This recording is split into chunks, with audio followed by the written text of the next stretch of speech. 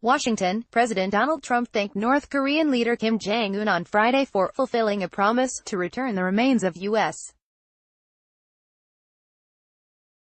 soldiers missing from the Korean War, as a U.S. military plane made a rare trip into North Korea to retrieve 55 cases said to contain remains. Close to 7,700 U.S.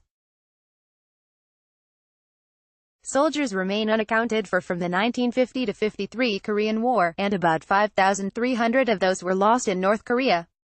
North Korea's move signals a positive step in Trump's diplomacy with Pyongyang, and may restart efforts to send U.S. teams into the country to search for additional war dead. Defense Secretary Jim Mattis cautioned that the transfer of remains is separate from what has so far been troubled efforts to negotiate the complete denuclearization of North Korea. But he said it was a step in the right direction following the Trump-Kim summit in Singapore. This is obviously a gesture of carrying forward what they agreed to in Singapore, and we take it as such, Mattis told reporters Friday. We also look at it as a first step of a restarted process. So we do want to explore additional efforts to bring others home. Despite soaring rhetoric about denuclearization before the Singapore meeting, the summit ended with only a vague aspirational goal for a nuclear-free Korean peninsula without describing when and how that would occur. Subsequent talks between the U.S. Secretary of State Mike Pompeo and senior North Korean officials got off to a rocky start earlier this month, with the North accusing the Americans of making unilateral and gangster-like demands on denuclearization. On Wednesday, Pompeo said a great deal of work remains ahead of a North Korea denuclearization deal, but he declined to provide any timeline. A UN honor guard carries a box containing remains believed to be from American servicemen killed during the 1950-53 Korean War after it arrived from North Korea, at Osan Air Base in Pyeongtaek, South Korea, Friday, July 27, 2018. Photo by An Young-jun via Reuters. Trump, addressing reporters on the South Lawn, said Vice President Mike Pence would greet the families and the remains of the soldiers. We have many others coming, but I want to thank Chairman Kim in front of the media for fulfilling a promise that he made to me, and I'm sure that he will continue to fulfill that promise as they search and search and search, Trump said.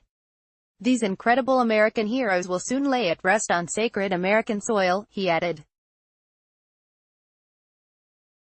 Pence, the son of a Korean War combat veteran, said in a statement that he will participate in the ceremony when the remains arrive in the U.S. United Nations Command said the remains will be flown to Hawaii immediately after a full honors ceremony in Seoul on Wednesday. It is deeply humbling to be part of this historic moment, Pence said. We will never forget the sacrifices these brave service members and their families made for our nation and our freedoms. Early Friday morning in Korea, a U.S. Air Force C-17 transport plane made a rare trip into North Korea to retrieve 55 cases of what are believed to be remains from the Korean War. The aircraft then flew from Wonsan to Osan Air Base in Pyeongtaek, near the South Korean capital of Seoul. At the airbase, U.S.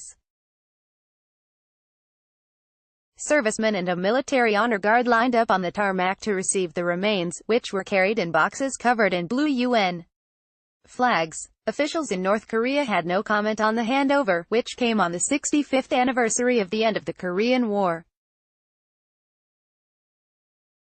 Once the cases arrive in Hawaii, a series of forensic examinations will be done to determine if the remains are human and if the dead were American or Allied troops killed in the conflict.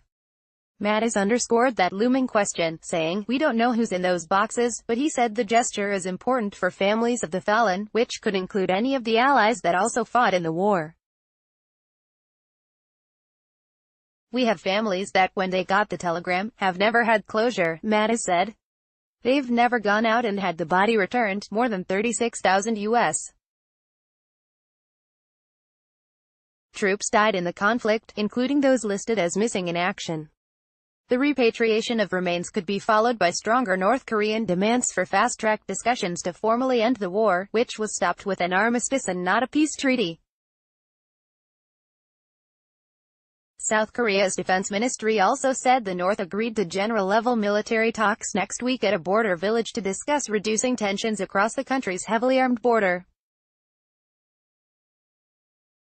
The remains are believed to be some of the more than 200 that North Korea has held in storage for some time, and were likely recovered from land during farming or construction.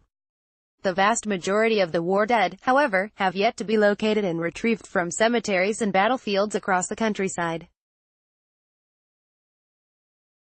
Efforts to recover American war dead had been stalled for more than a decade because of a standoff over North Korea's nuclear program, and the previous U.S. claimed that security arrangements for its personnel working in the North were insufficient.